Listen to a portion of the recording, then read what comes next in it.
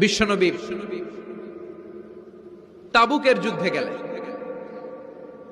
তাবুকের ময়দানে বিশাল যুদ্ধের ময়দান, বিশ্বনবী 30,000 সৈন্য নিয়ে গিয়েছেন, আর খ্রিস্টানদের সৈন্যদের সংখ্যা হচ্ছে প্রায় 40,000।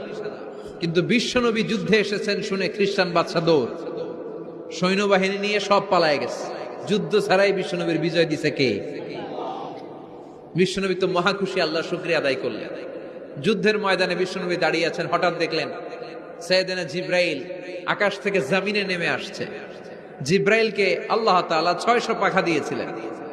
সহিহ মুসলিমের বর্ণনা, রাআ রাসূলুল্লাহি জিবরিলা ওয়া লাহু 600 জানাহ। 600 পাখা। কয়শো? 600 পাখা মেলে সাইয়েদনা জিব্রাইল নেমে আসছেন। ওনার পাখার কারণে সূর্যের আলো পৃথিবীর মধ্যে পড়তে বাধা সৃষ্টি হচ্ছে। অন্ধকার দেখে বিশ্বনবী তাকিয়ে দেখে জিব্রাইল